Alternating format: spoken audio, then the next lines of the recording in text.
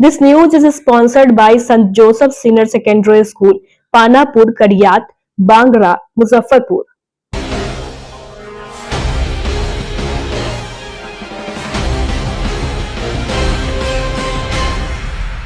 नमस्कार, मैं श्रुति और आप देख रहे हैं डेन न्यूज। खबरों को आगे बढ़ाने से पहले आइए एक नजर डालते हैं उन खबरों पर जो बनी है आज की सुर्खियां।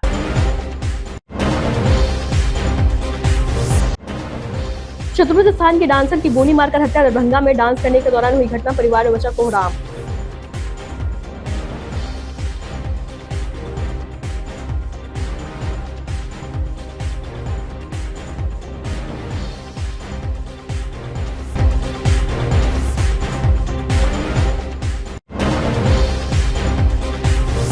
मुजफ्फरपुर में जयमाला में विवाद के बाद मारपीट, लड़का की फूफा की मौत।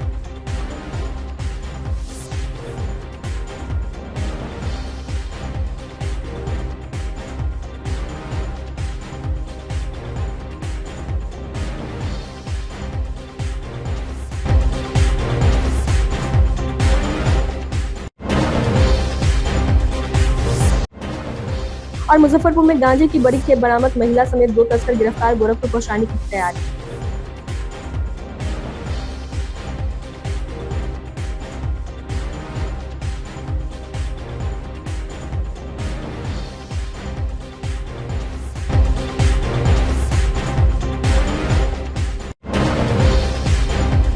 तो ये थी आज की सुर्खियां, अब खबरें विस्तार से। मुजफ्फरपुर के चतुर्भुज स्थान के डांसर की गोली मारकर हत्या कर दी गई। नर्तकी की हत्या से पूरे चतुर्भुज स्थान के नर्तकियों के बीच में हड़कंप मचा हुआ है। घटना दरभंगा जिले के जाले जोगियाड़ा गांव की है। मृतका की पहचान मिठनपुरा थाना क्षेत्र के 3 कोठिया निवासी 26 वर्षीय आयशा खान उर्फ शानू के रूप में हुई है। शानू शुक्ला रोड में डेरा लगाया करती थी। अक्सर वह अपने अलग अलग सहेलियों के साथ सट्टा पर शादी विवाह एवं अन्य पार्टी फंक्शन में डांस करने जाया करती थी। बताया जा रहा है कि शनिवार की रात प्रभात सिंह नामक एक व्यक्ति ने मेहंदी कार्यक्रम में डांस करने के लिए चारों डांसर को 15,000 रुपए देकर बुक किया था। प्रभात ने जाने से पहले 2,000 एडवांस के तौर पर इन लोगों को दे दिया था। मृतका शानू, उसकी फ्रेंड रानी, अंगूरी और निशा चारों रात के 11 बजे जाले गांव स्थित राम विनय सिंह के घर शादी में आयोजित हल्दी मेहंदी के प्रोग्राम पहुंचकर अपना जलवा बिखेरना शुरू कर दिया। इस दौरान बंदूक की नोक पर इन लोगों को नचवाया गया। उसके बाद पंडाल में अंधाधुंध फायरिंग की गई। गोली चलाकर दबंगों ने पंडाल में धुआं कर दिया। इसी फायरिंग में शानू के पेट में गोली लग गई। गोली लगते ही वहां से सब लोग फरार हो गए। शानू के घर वालों को शक है कि इसका एक्स बॉयफ्रेंड ने साजिश के तहत उसकी हत्या करवाई है, क्योंकि उसके द्वारा लगातार शानू को धमकी दी जा रही थी। फिलहाल पुलिस पूरे मामले की जांच कर रही है। हम लोग यहाँ से 7 बजे निकले थे। 4 लड़के थे। हम थे, शानू दी थी और रानी थी और अंगूरी थी। हम 4 लड़के 7 बजे यहाँ से निकले थे। वहाँ 11 बजे पहुँच गए थे। 11 बजे के बाद 11:30 बजे प्रोग्राम चालू किया गया। उसके बाद मतलब कि 2:30 बजे तक चला ऐसे प्रोग्राम। उसके बाद सारा लड़का सब बोल रहा था कि चारों लड़कियाँ, तो अमित सिंह अलाउंस में बोला कि चारों लड़की 2-2.5 घंटा करेंगी, उसके बाद बंद किया जाएगा। तो चारों लड़की गई तो सानू बुआ साउंड पे बैठ गई तो अमित सिंह और एक बाउंसर और एक प्रभात सिंह, तीनों स्टेज के ऊपर गोली चला रहा था, फायर कर रहा था और बाकी सब नीचे फायर हो रहा था। तो उन्हीं तीनों में से अमित ने काम कर दिया।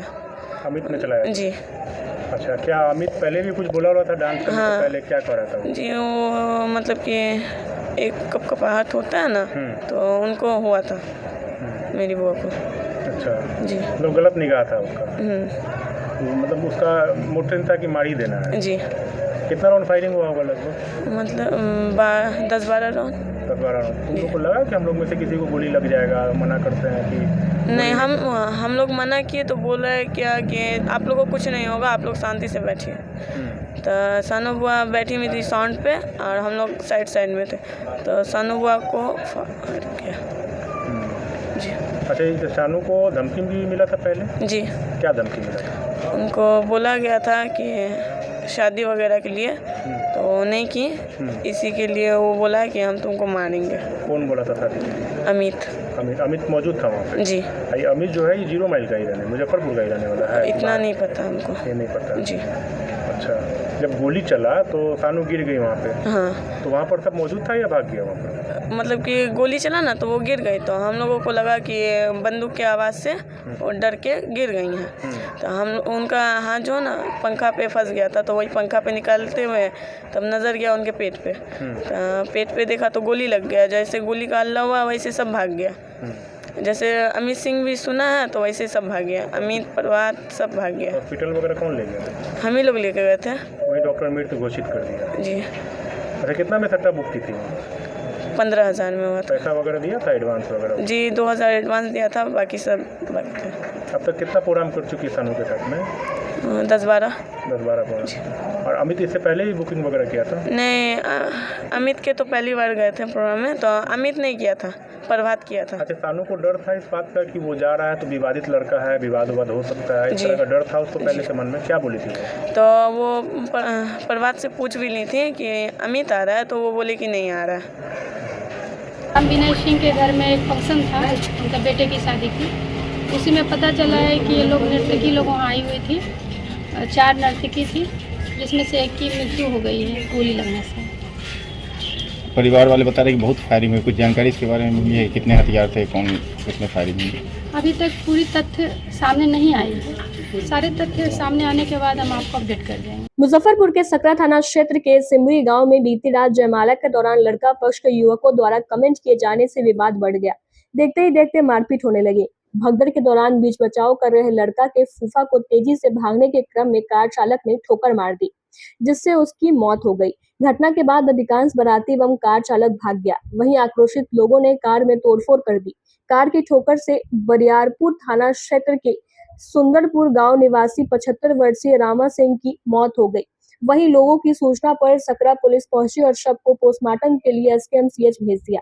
बताया गया कि सकरा प्रखंड के सिमरी गांव निवासी संजय सिंह की पुत्री दीपांजलि की शादी काटी प्रखंड के अंकुराहा गांव निवासी उपेंद्र सिंह के पुत्र विकास से होने के लिए बारात शुक्रवार की रात आई थी। उसमें लड़का के फूफा रामा सिंह भी आए थे।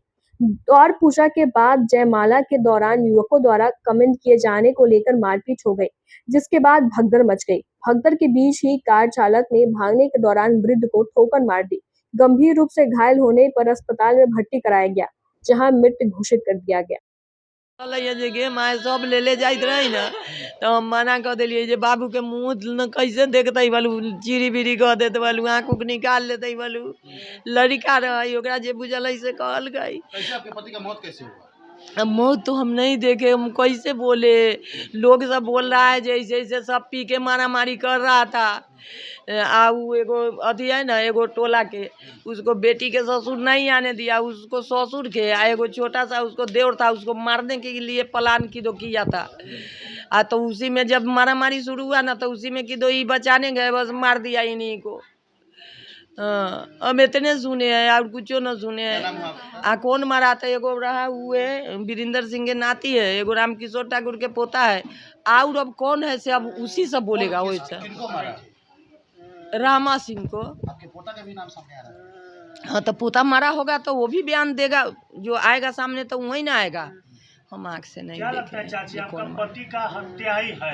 वो है ना, हत्या है, हम जानते हैं हत्या है, लेकिन अब पोता मरा कि दूसरा मरा, वहाँ के जो आंखों देखा हाल जो बोला होगा ना, उसको हम बुलाएंगे। क्या नाम हुआ चाचा? जी, अभी हम लोग जहाँ पर खड़े हैं यह बरियारपुर थाना क्षेत्र का ग्राम सुंदरपुर है और यह दरवाज़ा स्वर्गीय रामा सिंह का है। मुझे आज सोशल मीडिया के माध्यम से और कुछ यहाँ के ग्रामीणों के माध्यम से यह पता चला कि कल ये जो रामा सिंह है, मृतक रामा सिंह है, ये अपने साला के बेटा के शादी में सकरा थाना क्षेत्र स्थित एक गांव है सिमरी में गए हुए थे और वहीं किसी बात को लेकर के लड़ाई झगड़ा हुआ है। यहाँ जो रामा सिंह के दामाद हैं उनके द्वारा बताया गया है कि बाराती और सराती मतलब लड़की और लड़का पक्ष के बीच में लड़ाई नहीं था, लड़की पक्ष से तो इसमें बिल्कुल कोई नाता नहीं था। इसका मतलब है कि बाराती पक्ष ही आपस में किसी कारण से उलझे हैं। उसी के बीच बचाव करने के लिए रामा सिंह वहाँ पर पहुँचे थे और यह स्पष्ट नहीं हो पा रहा है कि किनके द्वारा इनके ऊपर प्रहार किया गया, लेकिन इनको देख करके साफ प्रतीत हो रहा है कि इनका जो मृत्यु है इनके मतलब हेड इंजरी है। और अब किसके द्वारा हुआ है ये वहाँ पर जितने लोग गए हैं उनके द्वारा क्लियर होगा, क्योंकि यहाँ पर बारात में जितने लोग थे वो लोग यहाँ पर उपस्थित नहीं है और जो हैं भी वह इस चीज़ को क्लियर नहीं बता रहे हैं। पोस्टमार्टम के बारे में इन लोगों से हम लोग जब पता किए कि पोस्टमार्टम अभी तक क्यों नहीं हुई है, क्योंकि अभी जो बॉडी रखा हुआ है वो बिना पोस्टमार्टम का रखा हुआ है, तो इन लोग के द्वारा बताया गया है कि पारिवारिक कारण के कारण या परिवार के कुछ लोग के द्वारा बताया गया है कि नहीं हम लोग पोस्टमार्टम नहीं करवाना चाहते हैं, इस कारण से पोस्टमार्टम नहीं हो पाया है। यहाँ पर बता रहा है मैडम कि ग्रामीण के माध्यम से एसकेएमसीएच तक को ले जाया गया, लेकिन इनका कोई पोता है उनके माध्यम से ज़बरदस्ती गाली गलौज और मारपीट करके फिर से पुनः बॉडी को घर ले आया गया। देखिए इसकी सच्चाई तक जाना अभी हम लोग जब इन लोगों से पता किए हैं तो इनका जो परिवार के लोग हैं वो इस चीज़ की पुष्टि नहीं कर पा रहे हैं। इनकी जो मृतक जो है उनकी जो पत्नी है वो बता रही हैं कि हम और हमारा पोता सोचे कि ये वृद्ध व्यक्ति का इस तरीके से बात मतलब स्पष्ट नहीं कर रहे हैं कि यह उनके पोता के द्वारा किया गया है या फिर ये मौत को मैडम प्रथम दृष्टया किस रूप में आप देखा? देखिए जब तक उस बारात उस घटना स्थल पर जितने लोग शामिल थे इनके परिजन, उनसे जब तक हम लोग पूछताछ नहीं कर लेते हैं तब तक यह क्लियर नहीं हो पाएगा, क्योंकि यहाँ पर कुछ लोग ये भी कह रहे हैं कि इनका एक्सीडेंट हुआ है, कुछ लोग कह रहे हैं कि लड़ाई झगड़ा हुआ है उसी में इनको ये चोटिल हुए हैं। तो वहाँ पर जितने लोग उपस्थित थे जब तक वो लोग आ नहीं जाते हैं उनसे हम लोग पूछताछ नहीं कर लेते हैं तब तक ये चीज़ ये बता पाना थोड़ा सा हमारे लिए मुश्किल है। अभी तक आवेदन की प्राप्ति नहीं, इनके द्वारा भी आवेदन की प्राप्ति नहीं कराई गई है और घटनास्थल चूँकि सकरा थाना क्षेत्र है तो जितना भी यदि ये लोग चाहेंगे तो जितना भी लीगल कार्रवाई है हम लोग सहयोग करेंगे, संबंधित थाना से इनकी कार्रवाई होगी। मुजफ्फरपुर के अय्यापुर थाना क्षेत्र के मझौलिया से बाइक चोर गिरोह के एक शातिर बदमाश को चोरी के बाइक के साथ गिरफ्तार किया गया है। दरअसल मझौलिया गांव में शनिवार की रात प्रमोद कुमार के घर पर लगी बाइक की चोरी करते वक्त एक शख्स को ग्रामीणों ने पकड़ लिया। पहले चोरों की पिटाई की, फिर उसे अय्यापुर थाने के हवाले कर दिया।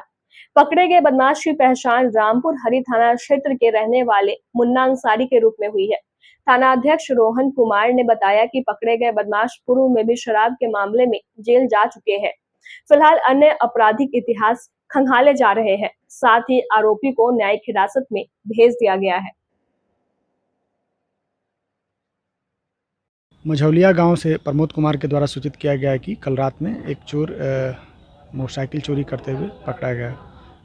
उसी को पुलिस द्वारा पहुंच के गिरफ्तार किया गया और उसे अब माननीय न्यायालय में इसमें सुपुर्द किया जा रहा है। सर कहाँ से पकड़ा गया था? ये मझौलिया गांव से। रहने वाले कहाँ के? मोहम्मद मुन्ना अंसारी, ये धर्मपुर रामपुर हरी थाना के रहने वाले हैं। पूर्व में भी आपराधिक इतिहास है, ये शराब के केस में जेल जा चुके हैं। अभी आगे कार्रवाई की जा रही। मुजफ्फरपुर जंक्शन पर रेल पुलिस ने बड़ी कार्रवाई करते हुए गांजे की भारी खेप के साथ एक महिला और एक पुरुष तस्कर को गिरफ्तार किया है। यह सफलता जीआरपी और आरपीएफ की संयुक्त कार्रवाई से मिली है। दोनों आरोपियों को प्लेटफॉर्म नंबर 1 के पास संदिग्ध हालत में पकड़ा गया। उसके पास से लगभग 19 किलो गांजा बरामद किया गया है, जिसकी कीमत लाखों रुपए आंकी जा रही है।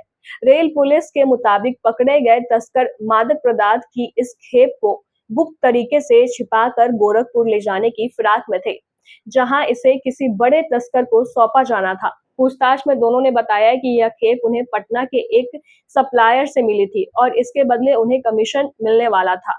गिरफ्तार महिला तस्कर मुंगेर जिले की निवासी है, जबकि पुरुष तस्कर का संबंध बेगूसराय जिले से है। दोनों पहले से एक दूसरे को जानते हैं और साथ मिलकर इस अवैध धंधे को अंजाम दे रहे थे। रेल थाना अध्यक्ष रंजीत कुमार ने बताया कि संदिग्ध बैग के साथ पकड़े गए दोनों व्यक्तियों की तलाशी लेने पर गांजा बरामद हुआ। फिलहाल पुलिस मादक पदार्थ तस्कर से जुड़ी बैकवर्ड और फॉरवर्ड लिंक की जांच में जुटी हुई है। साथ ही इस गिरोह से जुड़े अन्य लोगों की तलाश भी की जा रही है। आज जो है प्लेटफॉर्म नंबर 1 पर जीआरपी और आरपीएफ का जो है कंबाइंड एक सघन अभियान वरीय पदाधिकारी के आदेशानुसार चल रहा था। इसी क्रम में एक पुरुष और एक महिला को 19 केजी गांजा के साथ जो है गिरफ्तार किया गया है। आगे की कार्रवाई की जा रही है। बाकी लोगों को भी देखा जा रहा है कि आगे इसका चयन कहाँ तक है। एक जो है मुंगेर के रहने वाली महिला है पूजा यादव और एक सीजन यादव जो ये है बेगूसराय के रहने वाले। ये बाकी पूछताछ की जा रही है।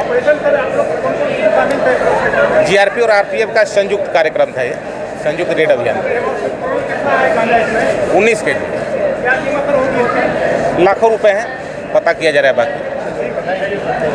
मुजफ्फरपुर के अहियापुर थाना क्षेत्र के रसूलपुर शहर सालिम गांव में दहेज हत्या के आरोप में फरार चल रहे आरोपी के घर पर अहियापुर थाने की पुलिस ने कुर्की जब्ती की कार्रवाई की है। इस दौरान भारी संख्या में पुलिस बल की तैनाती की गई थी। फरार चल रहे आरोपियों पर आरोप है कि पूर्वी चंपारण की रहने वाली अंजलि कुमारी की शादी वर्ष 2023 के दिसंबर माह के अंतिम सप्ताह में रसूलपुर शहर सालिम गांव के रहने वाले शत्रुघ्न शाह के पुत्र सूर्यवंशी शाह के साथ हुई थी। प्रजनन ने आरोप लगाया था कि शादी के बाद दहेज की मांग को लेकर ससुराल पक्ष के द्वारा अंजलि को प्रताड़ित किया जाता था। 12 मई 2024 को अंजलि का शव उसके ससुराल से संदिग्ध स्थिति में मिला। मौत के बाद अंजलि के मायके वालों ने अंजलि के ससुर, सास, पति और उसके भाइयों पर दहेज के लिए हत्या करने का आरोप लगाकर प्राथमिकी अहियापुर थाने में दर्ज कराई थी। हालांकि इस मामले में अहियापुर थाने की पुलिस ने अंजलि के पति और 2 देवर को गिरफ्तार कर न्यायिक हिरासत में भेज दिया था।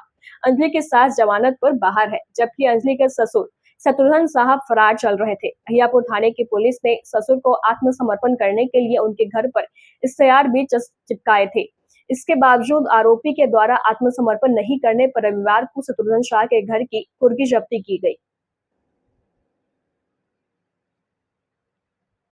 अहियापुर खाना कांड में 634-24 केस दर्ज किया गया था, जिसमें अभियुक्त फरार चल रहे थे। उनके खिलाफ कुर्की जब्ती की कार्रवाई चल रही है। सर कितने लोगों को आरोपी बनाया गया था इसमें अभी एक आदमी फरार चल रहा है, शत्रुघ्न सैनी, बाकी लोग जमानत पे हैं।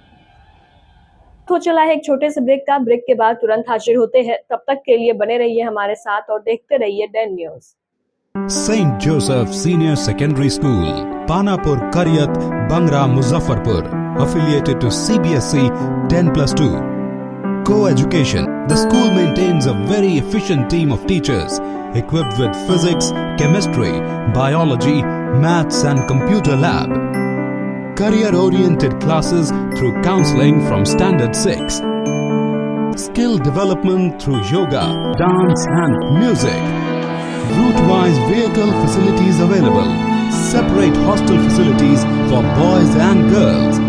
School is always ahead in participating cultural, literacy and other similar activities both at city and state level.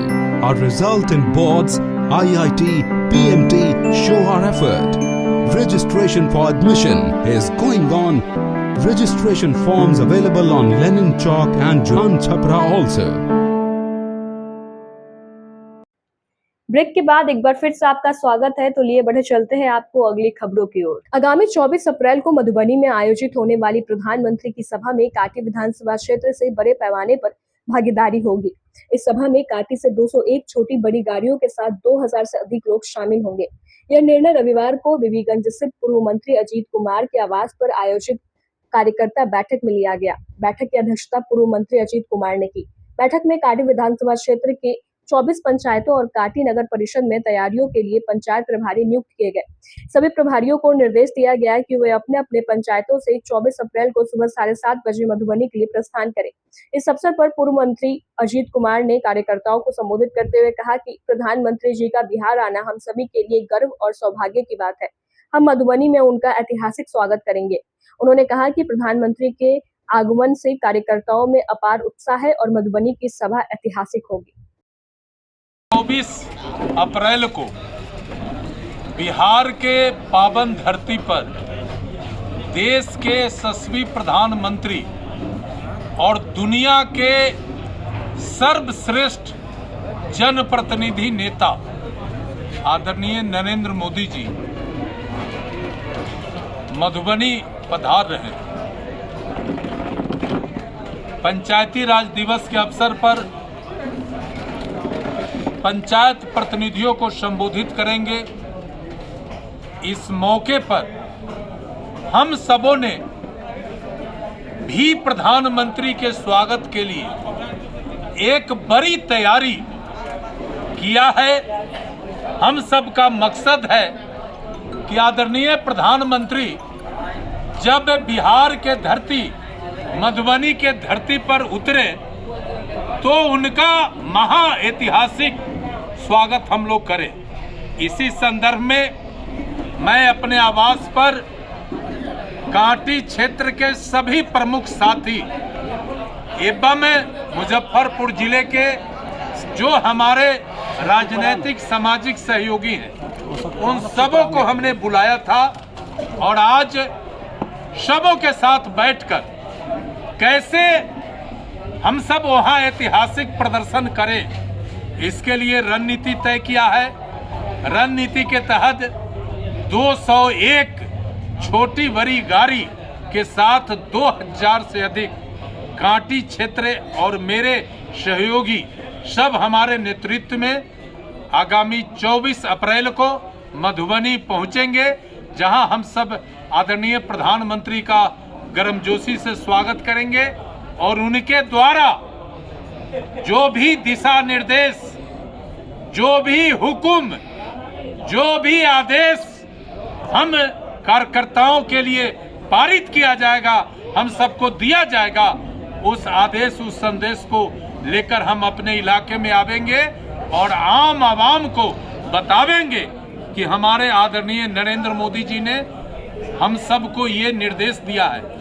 आदरणीय नरेंद्र मोदी इस दुनिया के अद्भुत नेता हैं, जिन्होंने न केवल इस देश को दुनिया के मानचित्र पर सर्वश्रेष्ठ बनाया है, बल्कि समाज के अंतिम पावदान पर बैठे गरीब तबके के लोगों का चिंता करते हुए बिहार को बड़ा राशि दिया है।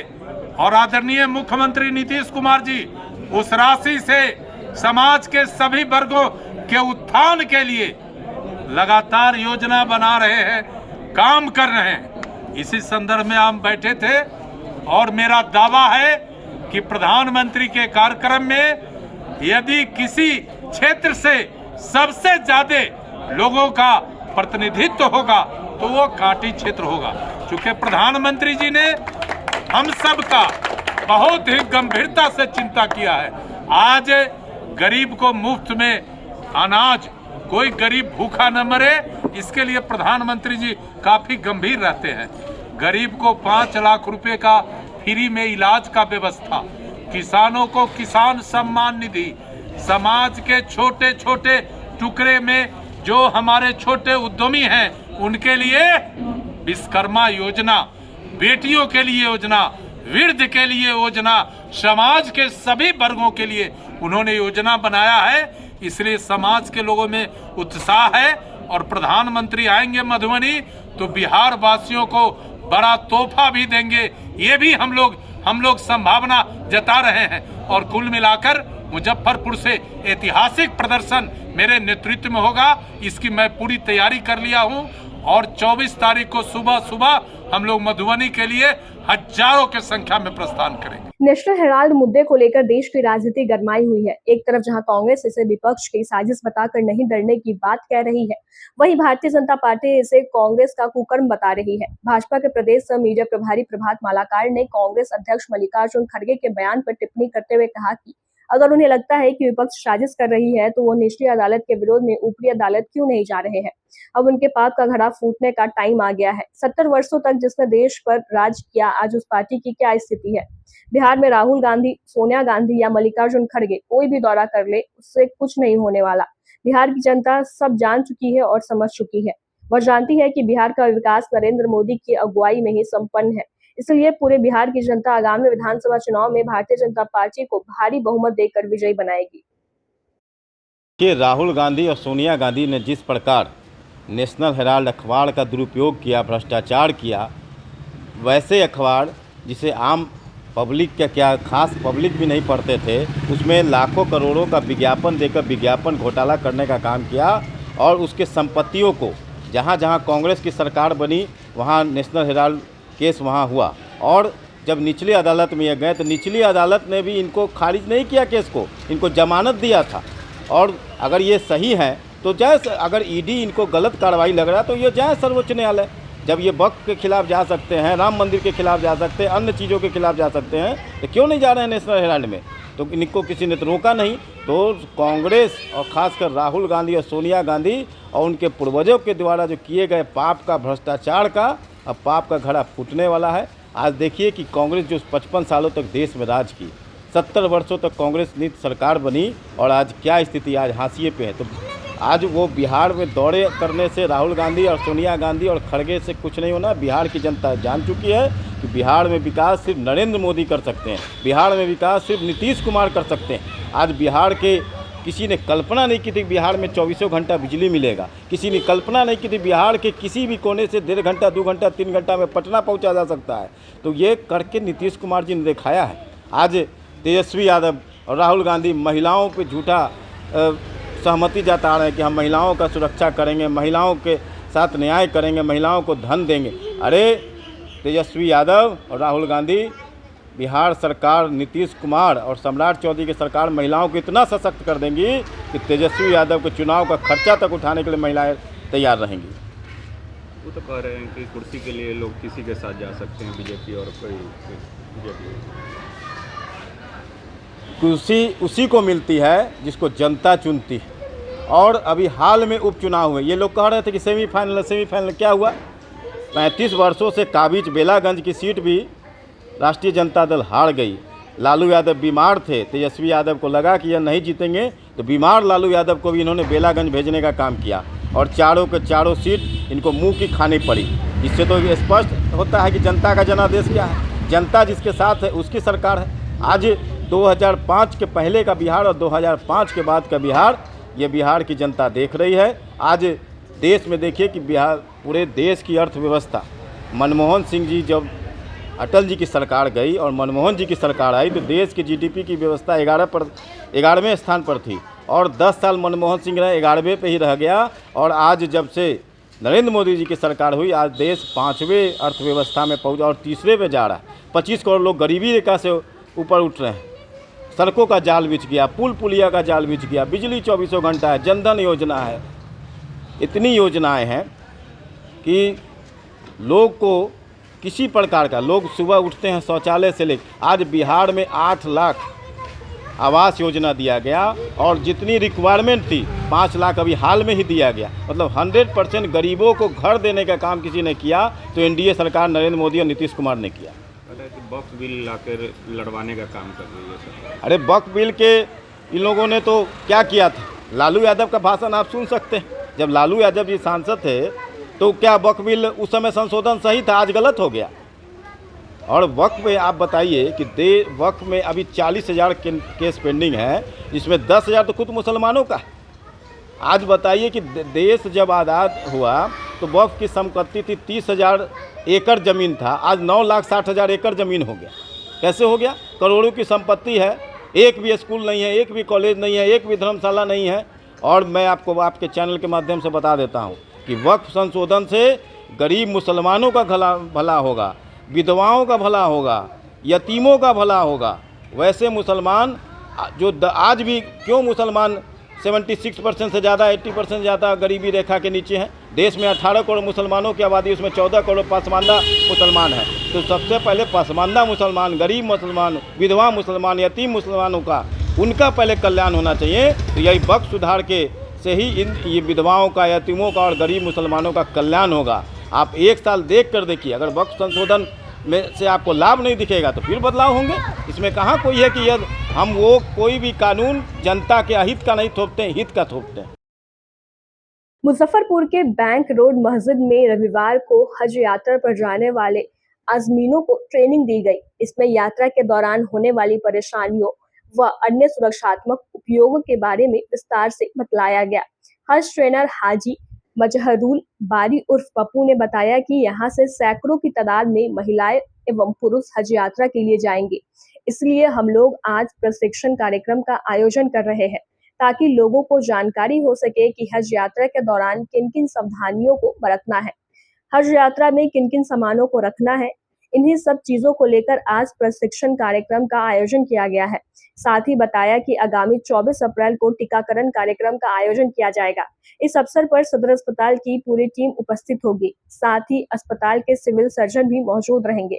सभी हज यात्रियों को टीकाकरण किया जाएगा। यह बहुत महत्वपूर्ण है क्योंकि हज यात्रा के लिए अस्पताल प्रबंधन द्वारा टीकाकरण का एक सर्टिफिकेट दिया जाता है, जिसकी जरूरत पूरे हज यात्रा के दौरान रहती है।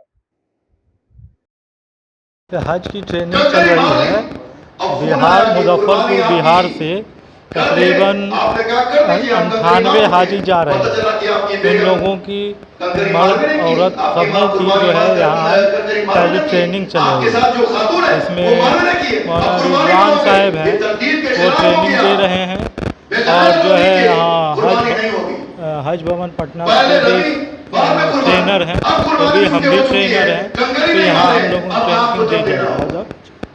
इसलिए आज के दिन तरतीब लाजिम है जी। आप खुद कंकरी मारिए और अपने साथ उसको भी कुर्बानी से अभी जो हज में है हर जगह का अलग अलग, गया से बिहार से तकरीबन 4,11,000 के करीब है, बॉम्बे से 3,21,000 है, इसी तरह दिल्ली से 3,30,000 है और कलकत्ता से जो है तकरीबन 3,58,000 है, 56,058। इस तरह से सब जगह से अलग अलग फ्लाइट का किराया और सबका अलग अलग होने की वजह से जो है सबका पैसा में कम बेशी कहीं कहीं है।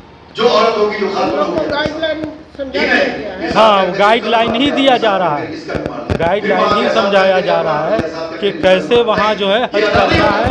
जो जा रहे हैं तो हज किस तरह से करेंगे, वही समझाया जा रहा है। रविवार को मुजफ्फरपुर के कलमाग रोड स्थित तनिष्क शोरूम में न्यू कलेक्शन मैथिली गहनों की लॉन्चिंग के साथ वेडिंग सीजन और अक्षय तृतीया पर खास पेशकश की गई। मैथिली कलेक्शन में 400 से अधिक डिजाइन, जिसमें रिंग, इयररिंग, नथ, बैंगल, नेकलेस, मनटीका जैसे सभी कैटेगरी के ज्वेलरी शामिल किए गए हैं। इसके हर डिजाइन में बिहार की परंपरा झलकती है। मैथिली कलेक्शन बिहार की पारंपरिक खूबसूरती और मधुबनी कला के ज्योमेट्रिक पैटर्न्स का बेजोड़ नमूना है। जो शादी की पारंपरिक थीम हो या मॉडर्न, मैथिली कलेक्शन हर अवसर के लिए परफेक्ट गहनों की रेंज है। स्टोर मैनेजर राजा दिलीप ने बताया कि अक्षय तृतीया के इस मौके पर तनिष्क ने अपने ग्राहकों के लिए बढ़ती कीमतों को देखते हुए गोल्ड रेट लॉक करने की सुविधा दी है, जिससे इसका फायदा एडवांस बुकिंग वाले ग्राहकों को मिल सके। उन्होंने बताया कि इस अक्षय तृतीया तनिष्क अपने ग्राहकों के लिए बिहार का प्रसिद्ध मधुबनी व मैथिली कलेक्शन लॉन्च किया है। तनिष्क में ऑफर के तहत सोने के आभूषणों के प्रत्येक ग्राम पर 101 रुपए की छूट के अलावा गोल्ड आभूषणों की मेकिंग चार्ज पर 20% और हीरे के आभूषणों के वैल्यू पर 20% तक की छूट मिल रही है। इसके अलावा ग्राहकों को किसी भी ज्वेलरी से खरीदे गए पुराने सोने पर 100% तक एक्सचेंज वैल्यू भी पा सकेंगे। अक्षय तृतीया के लिए बेस्ट गोल्ड रेट के साथ आभूषणों की बुकिंग शुरू हो गई है। वहीं ज्वेलरी ब्रांड तनिष्क ने अपने वेडिंग एक्सक्लूसिव सब ब्रांड रिवाह के तहत मैथिली वेडिंग ज्वेलरी कलेक्शन की खरीदारी कर रही महिलाओं ने बताया कि तनिष्क हमेशा कुछ नया लेकर आती है, जो हर आयु वर्ग के लोगों को पसंद आता है। हाँ, तनिष्क के इस मैथिली डिज़ाइन की लॉन्चिंग में मैं आई हूँ और मुझे ये मिथिला डिज़ाइन का ज्वेलरी पहन के बहुत खुशी हो रही है। हमारे बिहार का ट्रेडिशन बहुत रिच है, ये बहुत लोग सभी को पता है। तनिष्क की जो ये कोशिश है कि हमारे धरोहर को हमारे साज में उतारने की, ये काफ़ी सराहनीय है। लोगों से क्या रिक्वेस्ट करेंगे? लोगों से रिक्वेस्ट करेंगे कि आप तनिष्क में एक बार विज़िट करें, आप यहाँ का जो ऑफ़र चल रहा है उसके बारे में जानें और इसका फ़ायदा उठाएं। ये बहुत ही प्यारा कलेक्शन है और अक्षय तृतीया के दिन लॉन्च हुआ है। बहुत ज़्यादा ही अच्छा लग रहा है पहनकर, क्योंकि मैथिली जो हम लोग पेंटिंग से नाम से जाना करते थे, आज ज्वेलरी में बहुत अच्छा लग रहा है। और ये अच्छा लग रहा है कि हमारे बिहार के संस्कृति को, धरोहर को मतलब और बेहतर संवारने के लिए, दिखाने के लिए तनिष्क ने इसे लॉन्च किया है। मिथिला पेंटिंग तो आप बता दीजिए, ज्वेलरी है बिल्कुल, ये आप समझ सकते हैं कि मुझे और भी बेहतर लग रहा है, क्योंकि मैं खुद एक मिथिला पेंटिंग आर्टिस्ट हूँ और इस चीज़ को अब ज्वेलरी में देख के मुझे बहुत खुशी हो रही है। आज हम लोग यहाँ पे तनिष्क कलमबाग रोड मुजफ्फरपुर में तनिष्क का नवीनतम कलेक्शन जो अक्षय तृतीया पे लॉन्च हुआ है। जैसा आप जानते हैं कि अभी वेडिंग का भी टाइम है, तो तनिष्क बिहार का जो धरोहर उसको ज्वेलरी में लाया है, जिसका नाम है मैथिली कलेक्शन, जिसको बोलते हैं। मैथिली नाम से ही आप लोग जानते हैं कि हमारा बिहार का जुड़ा हुआ ये कलेक्शन है। तो जो मधुबनी पेंटिंग को ज्वेलरी में लाया है, तो इसी का लॉन्चिंग हम लोग आज कर रहे हैं। टोटल कितने प्रोडक्ट का लॉन्चिंग हुआ है? इसमें हमारा जैसे वेडिंग में जिसका मैंने कहा, तो वेडिंग का जो सारे एलिमेंट आता है, जैसे गले का हार, लॉन्ग हार है ना, नाक का जो नथ होता है, टीका होता है, मांग टीका, ये सारे प्रोडक्ट आपको आएंगे। फिंगरिंग, बैंगल, ये सारा कंप्लीट ट्रेडिशनल वेयर है, ये सब कुछ आएगा। पुराना जो हमारा मधुबनी का मिथिला आर्ट, मंजूषा पेंटिंग, टिकुली पेंटिंग जो बोलते हैं, और मेन फोकस हुआ है कोहबर, गोदना जो बोलते हैं, जो आप ये साउंड आपका मिथिला का है। तो ये सारे कॉन्सेप्ट को ज्वेलरी में तनिष्क लाने की कोशिश किया है। मेकिंग चार्ज पर कुछ ऑफर? मेकिंग, हाँ बिल्कुल, इसमें जैसा कि अक्षय तृतीया पे अच्छा ऑफ़र रहता है हमारा, और अभी जो समय है गोल्ड रेट भी बढ़ता जा रहा है, तो गोल्ड रेट को देखते हुए भी जो कस्टमर के शादी है या फिर जो परचेज़ करने का प्लान कर रहे हैं और जो कंफ्यूज हैं कि अभी गोल्ड रेट बहुत जाएगा, तो तनिष्क ने बहुत अच्छा ऑफ़र लाया है कि अभी वो आप अगर आप बुकिंग कर देते हैं और 30 तारीख से पहले अगर आप बिल कराते हैं, तो इससे अभी आप जो रेट में बुक किए, अगर वो रेट कम हो गया तो कम वाला मिलेगा, और अगर ज़्यादा हो गया तो आज का ही रेट आपको मिलेगा। सो इसमें ये अच्छा मौका है कि अपना गोल्ड रेट को बुकिंग करने का। साथ ही साथ तीज का शगुन ऑफ़र चल रहा है, जिसमें 20% तक मेकिंग चार्जेस पे डिस्काउंट मिल रहा है, और इसमें अक्षय तृतीया का शगुन के रूप में 101 रुपया पर ग्राम एडिशनल छूट मिल रहा है। जैसे कि अगर गोल्ड का जो भी कॉस्ट है उसमें 101 रुपये पर ग्राम आपका कम हो जाएगा। साथ ही डायमंड ज्वेलरी अगर आप परचेज़ करते हैं तो पूरी वैल्यू पे फ्लैट 20% तक का डिस्काउंट है। इतना ही नहीं, इसमें एक बहुत ख़ास बात है कि बढ़ते हुए गोल्ड रेट में अगर आप अपना पैसा इन्वेस्ट नहीं करना चाहते हैं, आप देखिए कि अगर आपके पुराने लॉकर में ऐसे ज्वेलरी रखा हुआ है जो आपका यूज़ का नहीं है, उसको आप अपग्रेड कर सकते हैं। ये सबसे बेहतर टाइम है, क्योंकि आपके पुराना सोना का सबसे बेहतर दाम मिल सकता है। 100% तक एक्सचेंज वैल्यू दी जा रही है तनिष्क कलमबाग रोड मुजफ्फरपुर में। आज की खबरों में बस इतना ही। कल फिर मिलेंगे कुछ नई खबरों के साथ। तब तक के लिए हमें दीजिए इजाजत। नमस्कार। St. Joseph Senior Secondary School, Panapur, Karyat, Bangra, Muzaffarpur, affiliated to CBSE 10+2. Co-education. The school maintains a very efficient team of teachers equipped with physics, chemistry, biology, maths and computer lab. Career-oriented classes through counseling from Standard 6. Skill development through yoga, dance and music. Route-wise vehicle facilities available. Separate hostel facilities for boys and girls. School is always ahead in participating cultural, literacy and other similar activities both at city and state level. Our result in boards, IIT, PMT show our effort. Registration for admission is going on. Registration forms available on Lenin Chowk and Jan Chhapra also.